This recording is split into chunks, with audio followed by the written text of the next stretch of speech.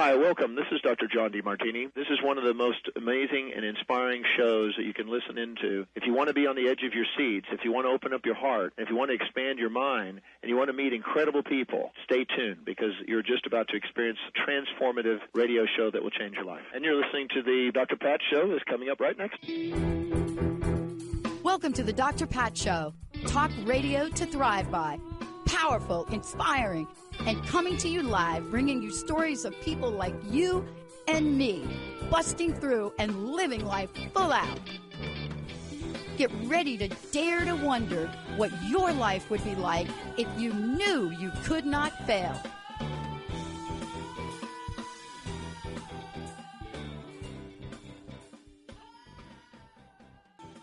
Hey, everybody, welcome. It's so great to have all of you tune us in and turn us on. And I want to give another shout out for those of you that know we're doing quite a few shows for the month of May. We do quite a few shows anyway on mental health awareness, but Mental Health Awareness Month started on May 1st. And I think every month should be Mental Health Awareness Month.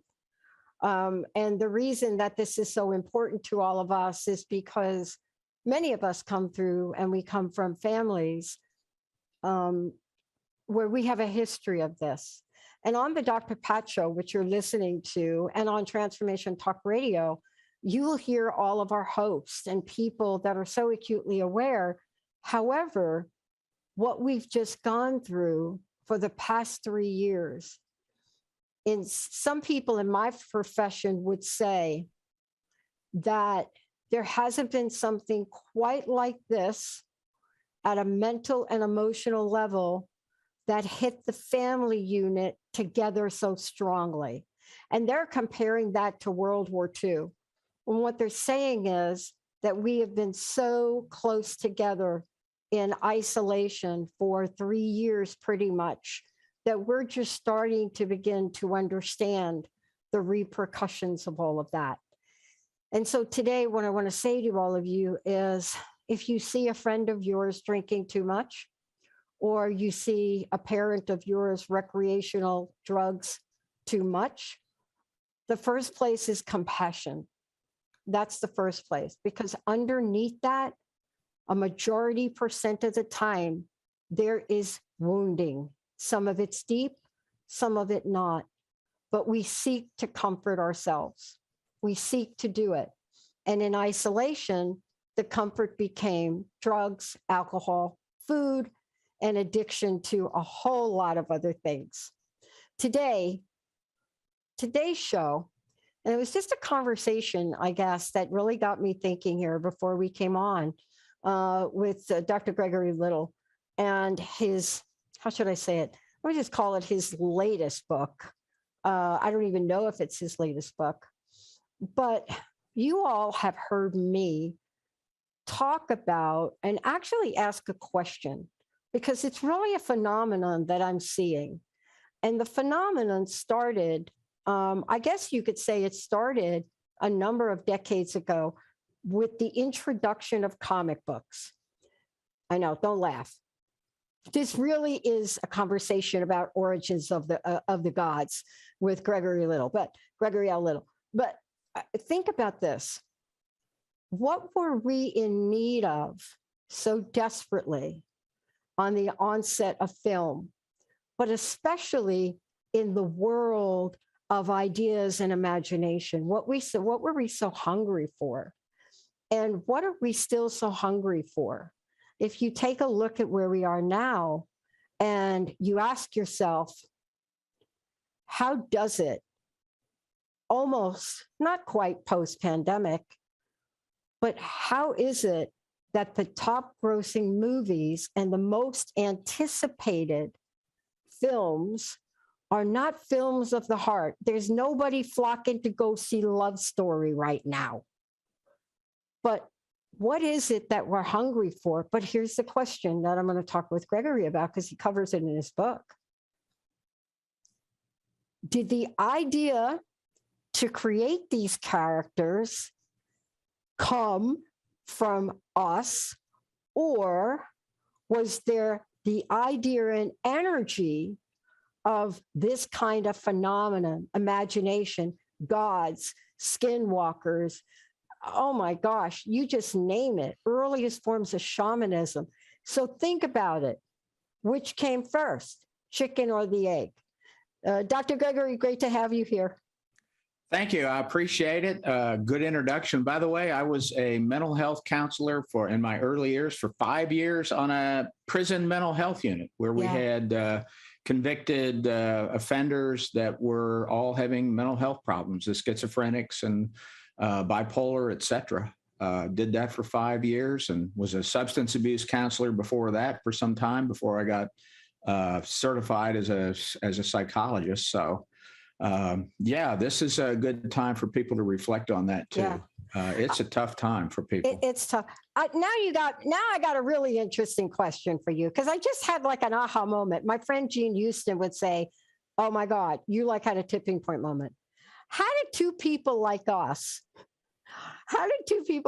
you with your background, me with mine, my childhood, my education, how do we get the honor and the privilege to talk about the origins of the gods? How did you get from that place, right, to be, coming out front, internationally known for this topic, writing a phenomenal book, by the way? What was that journey like for you, and what challenges did you personally have to overcome to get here right now, to even like for us to chat? Okay, so first of all, here's the book, co-authored with Britain's Andrew Collins. Yeah. All right, so obstacles, none. I can't tell you that there's any obstacle at all. And that's kind of what I preach to people in my real career, the career that I actually get an income from. But I preach to people that it's really up to them, that they can kind of do. You can't do anything you want to do.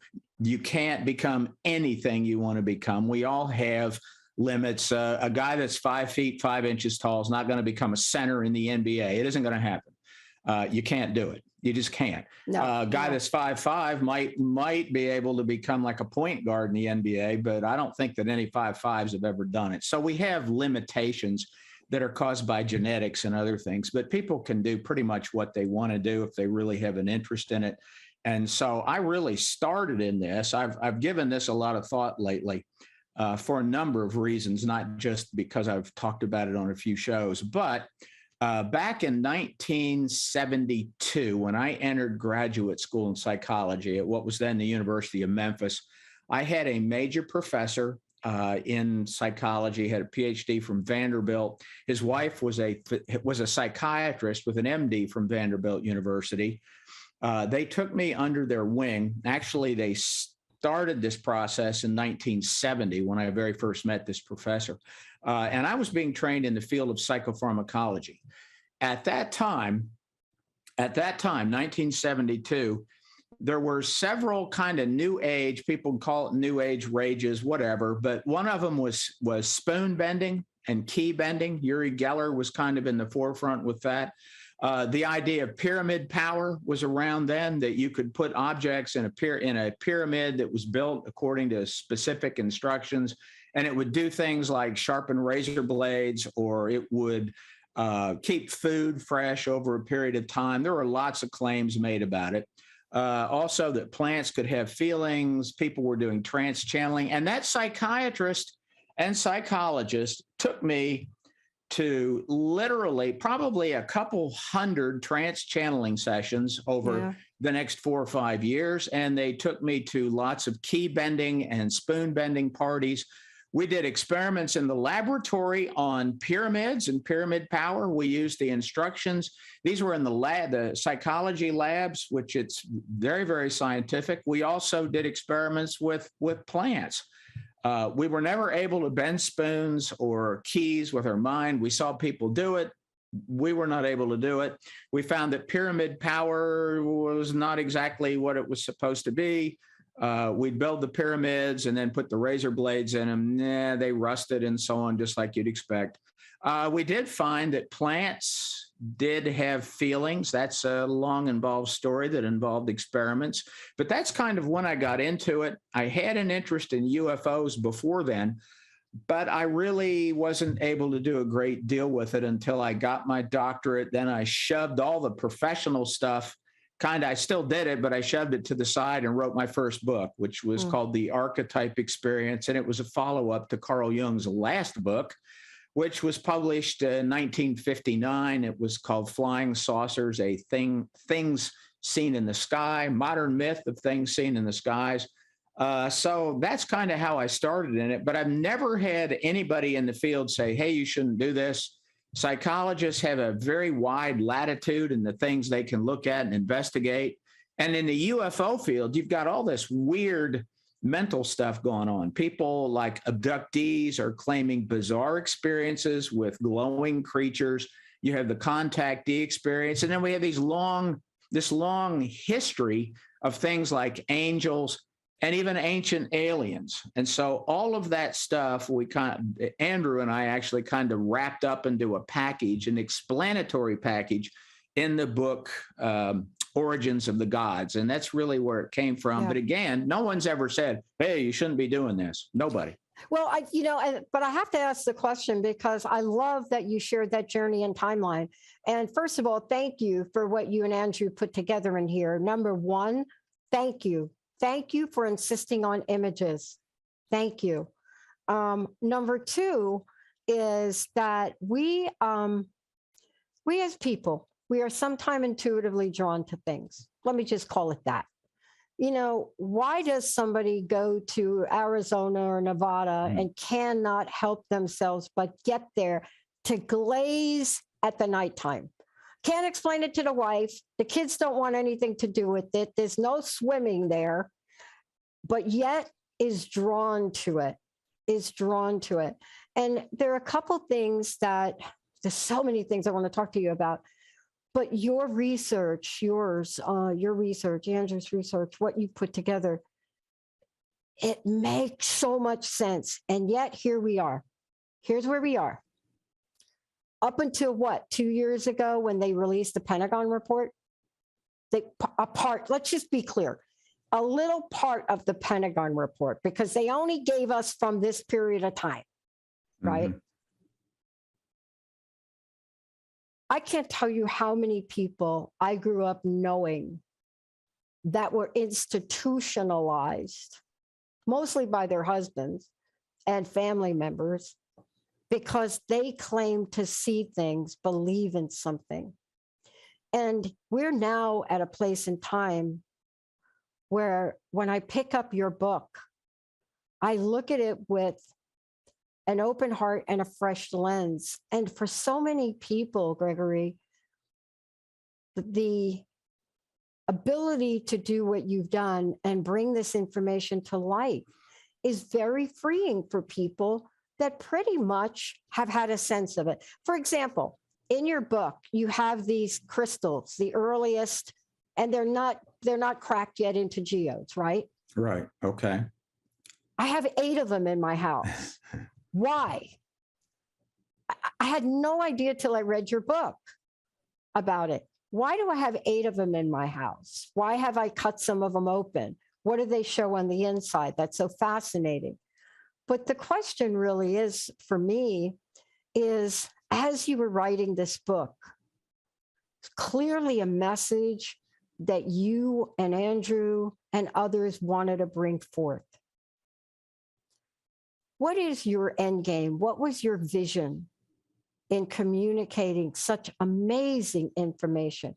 I mean, everything from Jung to Keel, to Cheyenne. I mean, there's so much in here that most books have not touched upon. So I'm so curious about what you saw when you decided to write it. Well, Andrew and I had the same ideas about all this, the whole UFO phenomenon, apparitional phenomenon, the paranormal. We've had the same idea since 1984, and that's partly why we became such good friends. But our vision for this really, and I've never said this before, but it's to transform the narrative. There is a lot going on out there that in the book there's an example that I give, and it's I paraphrased this, and it was done by a guy many years ago. But he said that the whole UFO field and the paranormal field is like a huge jigsaw puzzle. And the jigsaw puzzle stretches out for miles and miles. And what happens to people is they're trying to solve the puzzle. They get in one area and they get so focused in that area that they don't see anything else. And they'll pull the piece up and say, I've discovered this. And that's partly what the whole idea is of people that insist that every single UFO is an alien. Everyone is an extraterrestrial being, because they're so focused on it. And then when you start talking to them about some paranormal stuff, they'll say, oh, that's not really what I'm interested in. I'm only interested in the craft, the nuts and bolts craft, and the UFOs. Then there's other people that are interested in only other aspects, such as skeptics. Skeptics believe everything is a hoax or a hallucination, or that people are under the influence of drugs and then hallucinated, or they're just making it up. Skeptics, that everything they see, it's like they have the one piece of the puzzle. And yes, there have been some hoaxes. They'll point to the couple of hoaxes that they can prove and say, this proves they're all hoaxes, but it doesn't. So people get bogged down in looking at just one thing. It's like the ancient aliens phenomenon, which we address in the book. Andrew, of course, is one of the featured people on Ancient Aliens on almost every episode. And for example, we take the point of view that ancient aliens clearly were here. We don't use the show Ancient Aliens to demonstrate that. We use the greatest skeptic of all time, Carl Sagan. Carl Sagan in 1963 wrote a scientific article saying aliens certainly have been here. And in that article, he calculated that they probably have visited Earth 10,000 times in the past 2 million years or so. And I mean, that's the greatest skeptic of all time. So clearly, ancient aliens were here. Somebody was here in the remote past. All that they did, we don't know. I don't think they did everything that the entertainment show, Ancient Aliens show, says. I don't think the founding fathers were in direct contact with aliens. They may have been in contact with the crux of the force that we discuss in the book. I call them time beings, and in it, Andrew calls them end beings. But it's very complicated. There's a lot of pieces to this puzzle. Everything from like the Navy Tic Tacs means something, all the way to everything else. You can go back to Emanuel Swedenborg in the 1700s, who interacted with aliens for 28 years. Emanuel Swedenborg, one of the most famous scientists of all time. Actually, he was the first true contactee. Starting in 1743, he had his first contact visit. And these beings that look just like us came to him almost on a daily basis for 28 years, took him on rides into the rest of the solar system. He went to Jupiter. He says he went to Jupiter. He went to Saturn. And he saw beings like us on all the other planets. So how do you explain all that? That's really what we tried to do in the book. How do you explain somebody like Joan of Arc? Joan of Arc is an incredible story. I've read everything skeptics have said about it, but it's an incredible story. How do you explain Edgar Cayce? Again, incredible story that skeptics like to point out some of the flaws in the story, and there are some flaws, but they conveniently ignore all the incredible information that he gave that was accurate. They simply ignore that. Yeah. So you can't say that it's all hoaxing and that it's all nonsense. It isn't. There are lots of cases where there really is something truly going on. And in the book, we tried to go through those, whether it's the Zaytun, Egypt apparitions, or whether it's the Missouri UFOs, the things in Yakima, or any other of the reports. Yeah, I love that you do this and you really take us through this in the book. One of the things I want to do, Benny, is we have 3 copies of the book to give away. Can we go ahead and do that before the half point? 1-800-930-2819. 1-800-930-2819. I want to talk about this idea of ancient astronauts. just like the way you've been talking about it. Okay. But you're right. There's a lot of information out there. There are television shows. There are movies. There are pop culture, let's just call them fantasy movies that are made that are supposedly not based on reality. They're Hollywood, right? Yeah. But a lot of them do their homework. They do their research. So there's a glimpse of something they've discovered or found. And so my question to you is, there are some people that believe that the documentation, for lack of a better word, the documentation of ancient astronauts goes further back than we can even imagine. But you have a philosophy, you have an idea about this. Tell us where you think modern ancient astronaut theory started.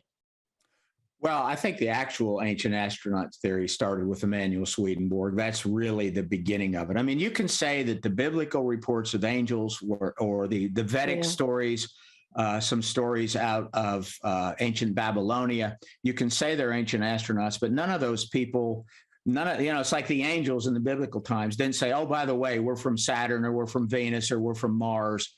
They never did that.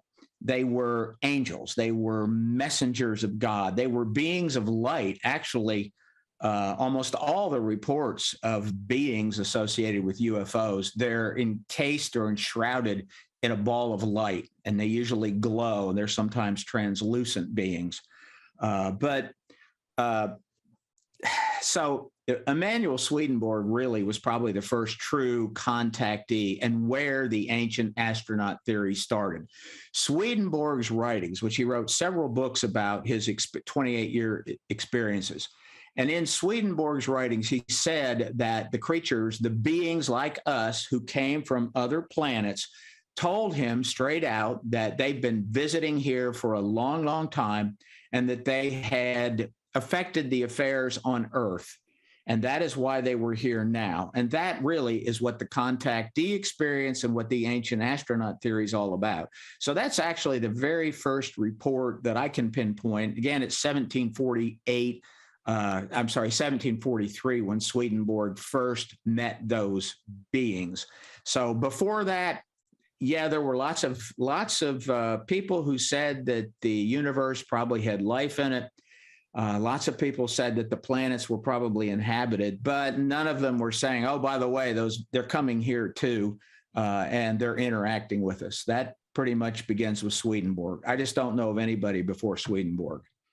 I love that we're talking about this, because sometimes for me, I've always wondered especially, growing up, there was always this conversation of randomness. So what do I mean by that is, oh, we saw something over there. Oh, somebody saw something over there. Oh, until in Neshannock Station, New Jersey, where Linda's mom lived, that I used to visit, Jersey farmland, not Newark, right? Big acres. People, minimum lot division was 5 acres. And, there's a lot that you can learn and grow up with. And it does seem random. It does seem, well, there's one over here, one over there. But we don't even know what we don't know. We only know what we have had a glimpse of. I never could feel inside that this was a random strategy, that it was, oh, let's just go see what they're doing on Earth. Kind of like that, right? Mm-hmm. But it was interesting because I had heard about crop circles. I had seen the pictures, and this had to be a good 40 years ago. And we woke up one morning, looked out in the backyard, all of us. There was a diagram. I can't describe it. They had grass and acreage. So imagine that. But a perfectly carved out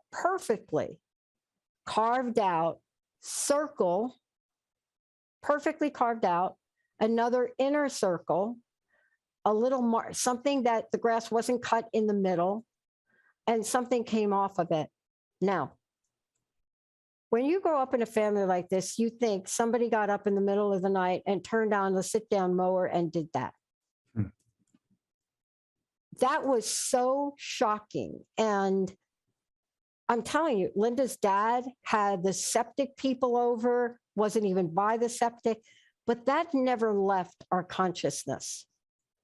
It never left our consciousness. And what was so interesting about it is it was almost near perfection. Her dad was an engineer. So of course he's got to measure it, and he's got to, and I just wonder how many other things like that have been happening that people are not talking about. Because what you represent is a body of work, professionals that have spent your life bringing things like the caves, bringing things like 450,000 years, caves forward.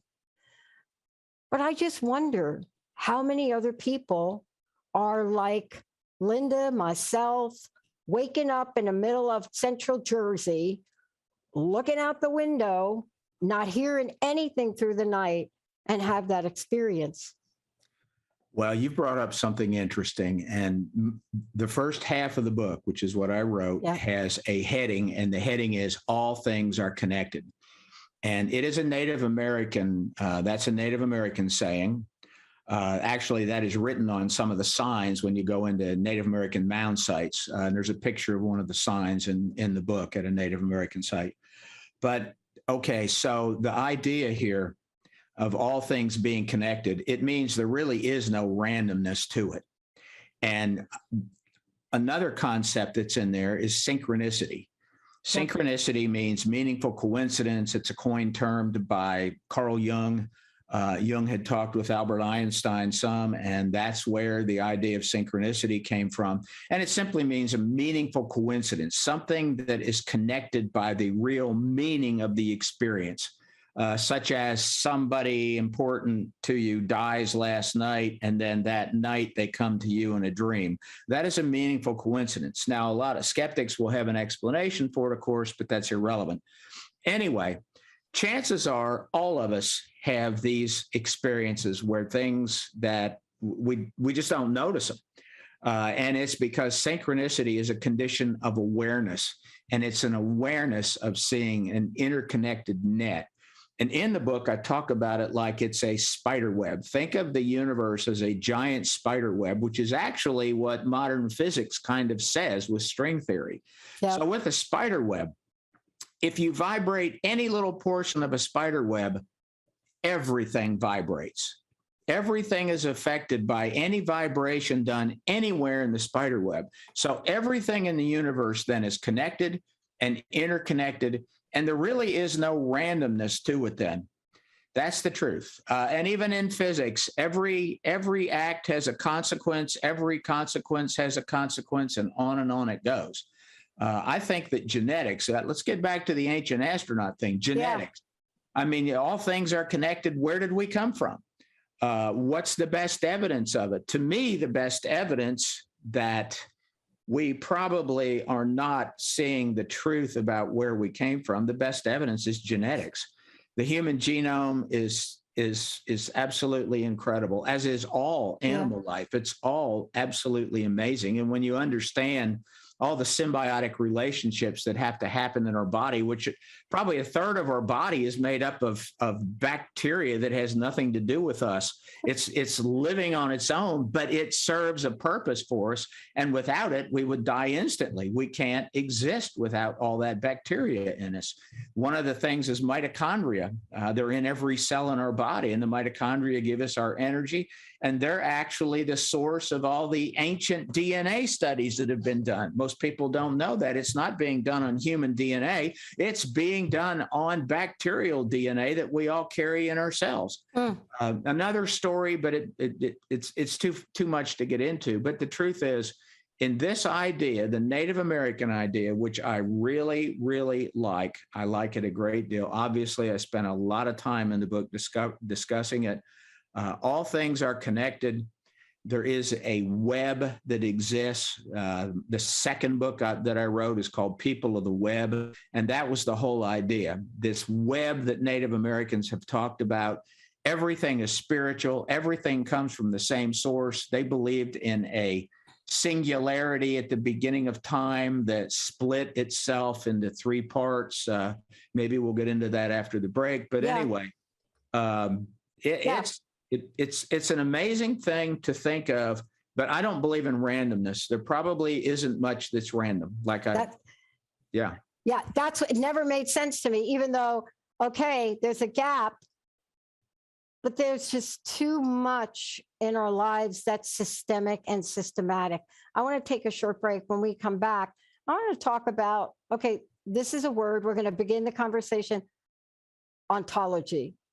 Have you ever heard that word? I know you all have heard of cosmology, but have you heard of ontology? Do you know what that is? We're going to share that. But before we go, how do we get copies of the book? How do people buy the book? It is available everywhere. You can get it in any Barnes & Noble store. You can get it on Amazon, Barnes & Noble online, Simon & Schuster online, and lots of other sellers. It's in all three formats: paper, audio, and ebooks in every format. Just Simon & Schuster is a good website to go to on it, and they have every link that exists for it. When we come back, we're going to talk more with Dr. Little about Origins of the Gods. That book is available. There's so much in the book, but I was fascinated by the beginning conversation of one of the chapters in the book and learning the difference between ontology and cosmology, but not really understanding it. However, when you read the book, such a fascinating amount of information to take in. But the question that Deepak Chopra likes to ask is the questions that he says we ask ourselves. Who are we? Where do we come from? And what is our purpose? Let's take a short break, everybody. We'll be right back.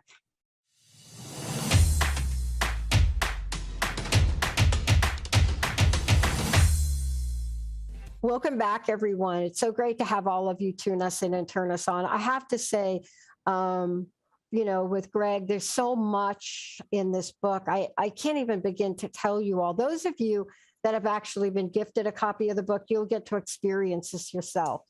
But it's one of these books, when you read it through the first time, as I did, you read it through and then you're drawn to certain parts of it. Who knows why? I don't know why. What I'm drawn to today may be different than what I'm drawn to tomorrow. But there were a couple of things that I really held on to that opens up a bigger perspective, a bigger opportunity to shift, a bigger opportunity to explore that is it goes beyond what we think we know. And, Greg, one of the words I started out with, and I just hung on to it because it's a word, but it's not. It's so much more, is when you started the chapter to talk about ontology. And you had one line that explained what it was and how it was different than cosmology. And I'll tell you, I didn't know that meaning. And so for me, I hung on to that and it raised so many more questions. But isn't this really the direction where your heart is, this study, this passion to really explore this is a journey in research of knowing, but it's not boxed in. Yeah. It's not boxed in to a pre-designed, predetermined, like that circle that was in that,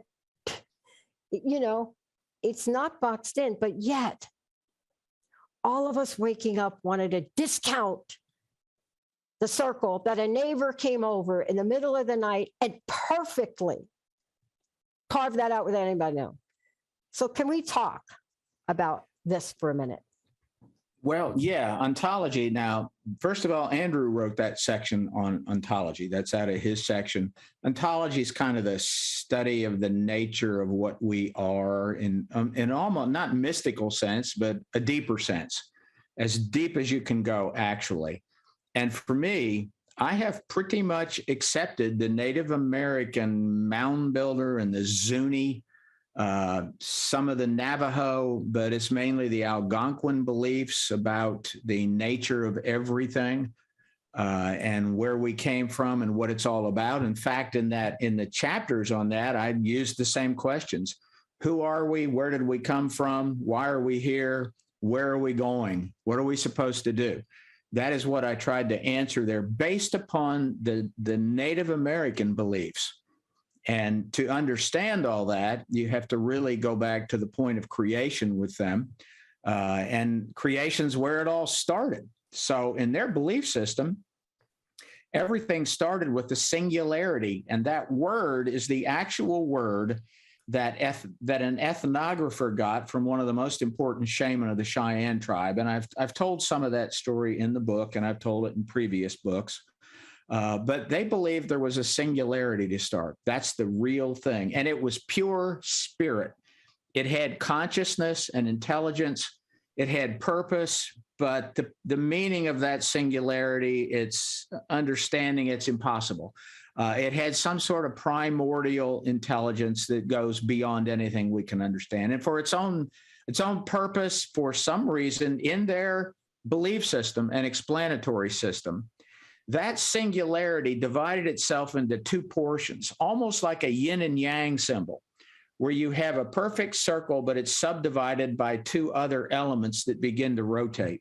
And of course, you can't have a singularity that's divided into two parts. It's no longer a singularity. It's a contradiction in terms. So the moment that these two forces or parts came into being, it split the singularity. And when it split, it created a three-part universe. There's an upper world, a lower world, and a physical world, the universe itself. The upper world they're all spiritual. Everything is made out of this primordial spiritual energy.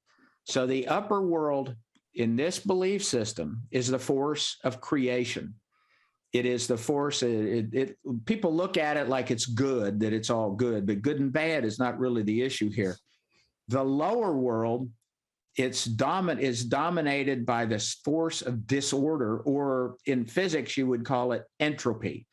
Entropy means that everything from the moment of its creation on begins a process of falling apart and going back to whatever its most primordial substance or form was. Everything is subject to entropy, whether it's our bodies, whether it's relationships, businesses, anything.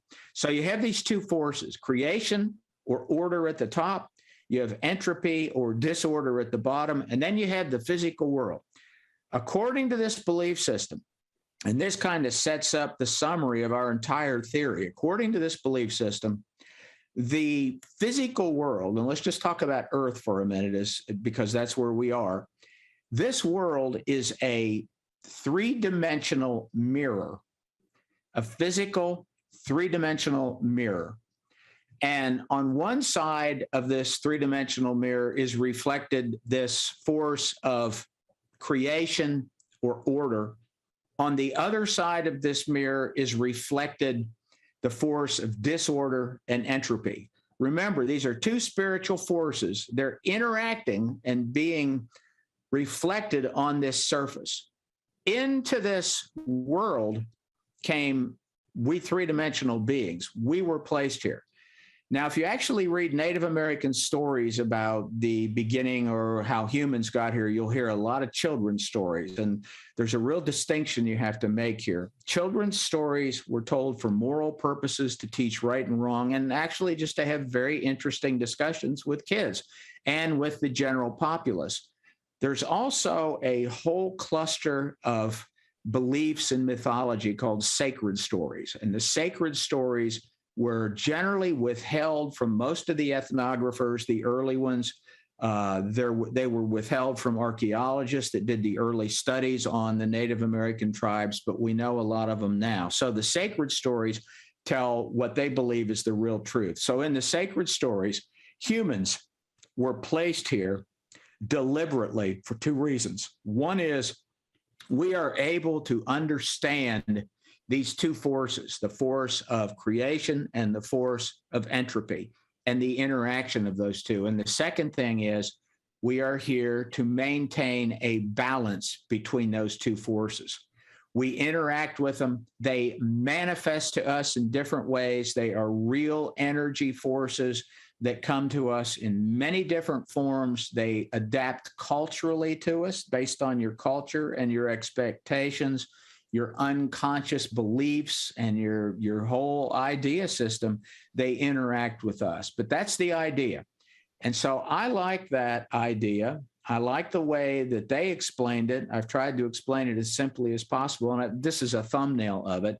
But in this idea, all things are connected. All things are spiritual in nature, and it's an interaction. There are forces that appear to us first. This is really an important concept in the book, and it's the concept of the trickster. Native Americans have loads and loads of stories of tricksters. The idea that trickster was introduced to me by Carl Jung, his writings on tricksters. He was fascinated with the concept. Yep.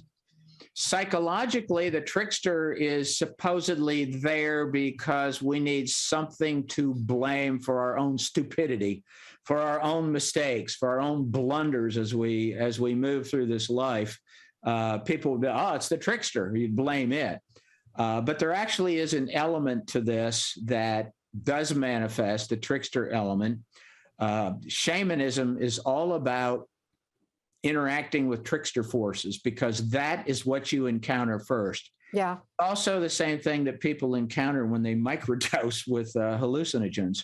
I've had a lot of discussions with this. I don't recommend people do that. I am not in favor of people doing drugs, but I can't help but talk to loads of people that are doing this because there are others in this field that are pretty much recommending that everybody do it. But isn't this also part, can I just go back to, your book beautifully covers shamanism. It just, I don't even know how this book was written because you have created such a beautiful web of things, as you said earlier at the top of the show, things that we become a little myopic about in their individual state. But here, this journey you take us on, the story you take us on, it captures the essence of early on indigenous people not from here, people from here, experiences. But the way you've laid this out is beautiful. I want to get back to this for a minute because the honor of working with indigenous people is nothing that this woman from the Bronx ever thought that I would be gifted. And I learned more in a very short period of time. But the misconceptions are vast. Now, anyone that I know that has ever gone to, let me just say, I found out my grandfather was born in Brazil. So a lot of what I'm about to say to you makes more sense than on paper. Ayahuasca ceremonies that have been practiced by shamans, by others, that's not the conversation about the way some of the other hallucinogens. These are people that have rich cultures, and these rituals are profoundly insightful, right? Mm-hmm. And yet, I find it so distressing that in our modern world, if it's not digitized, it's hard to imagine conceptualization. And we haven't even talked about, the theory of electromagnetic energy and electromagnetic and paranormal. Yeah. But I'll tell you, sitting here, I'm here as the owner of a network that's going to expand because I was driving across I-90 in Washington and my windshield lit up and showed it to me. Now, I didn't tell anybody that for a long time, but what role do these shamans play, these rituals, these spiritual people that go far back than I can even think about? What role has that played in shaping us as humanity? And is it a lost, are we losing it? Well, yeah, we are losing it. Absolutely. It's disappearing very, very quickly in a lot of different ways. I know that this movement of people trying to do hallucinogens has something to do with that. And it's like a quick way. A lot of people see it as a quick way for enlightenment. And I don't know that that's really what happens most of the time when you do it, particularly without the background. There's a big background.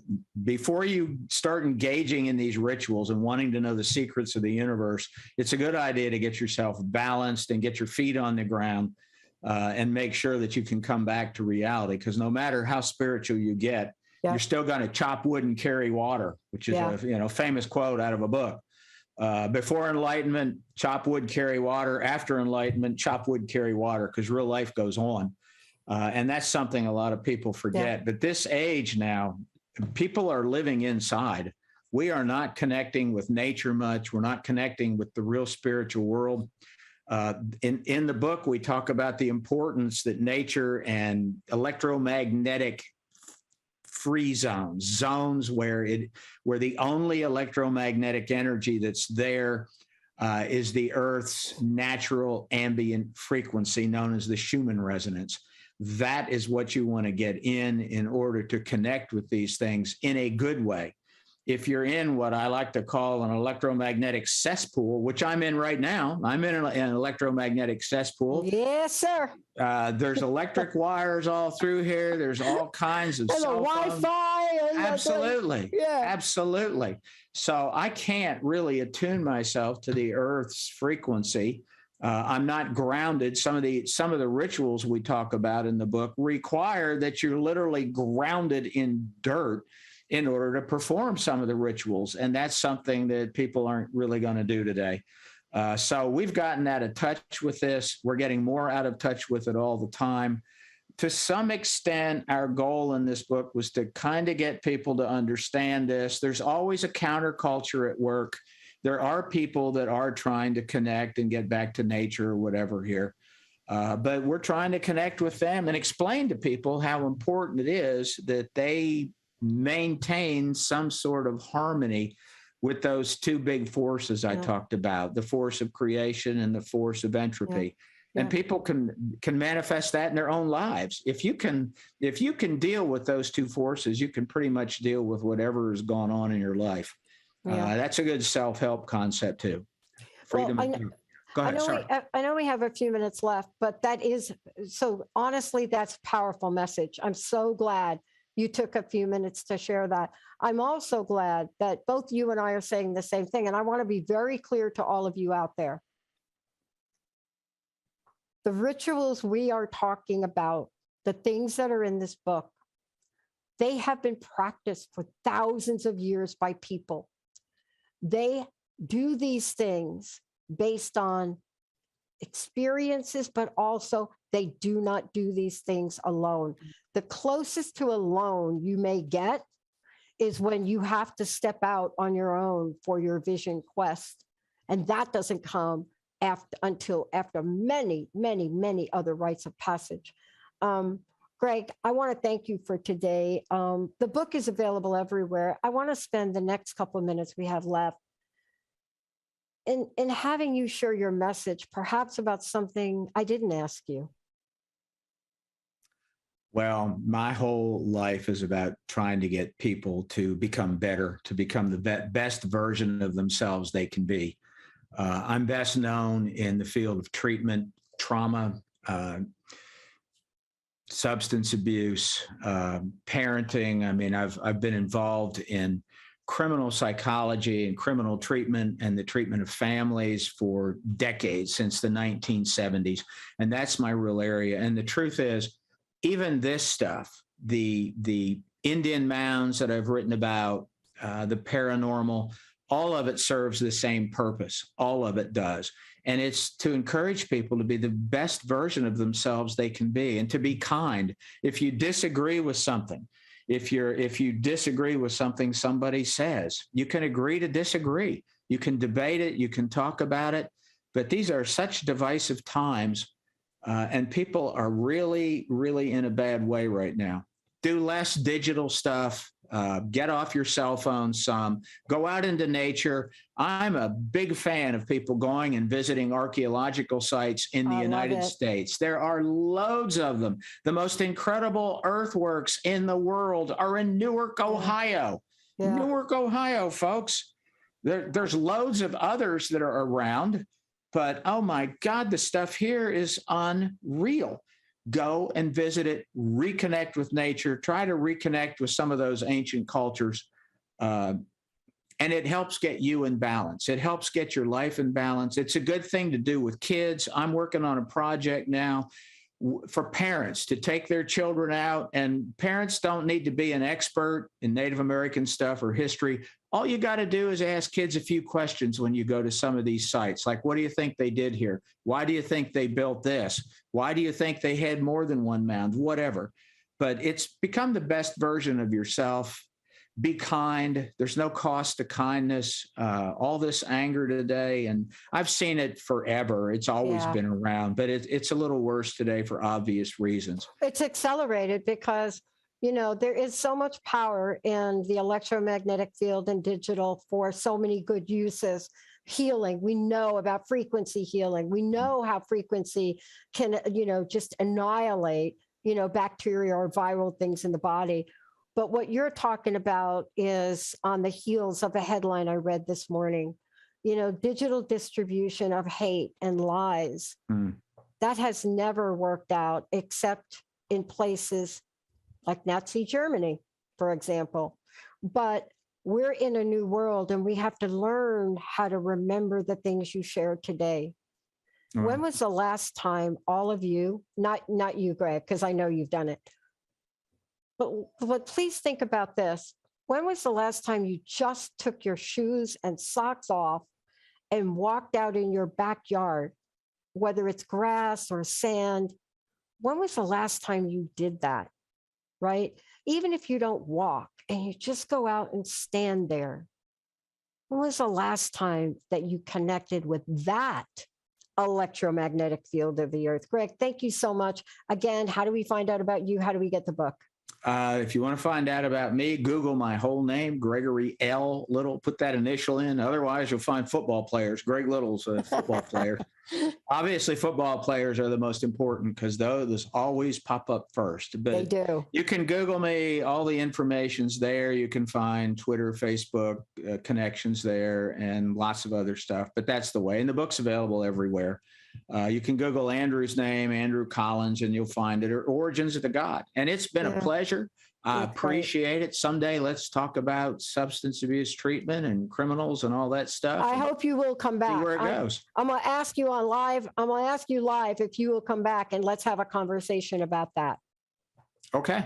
Thank you, everybody. I'm Dr. Pat. We've got more coming up, talking about substance abuse, talking about addiction. That's the next show coming up with Ellen. Stay tuned, everybody. We'll be right back on the network.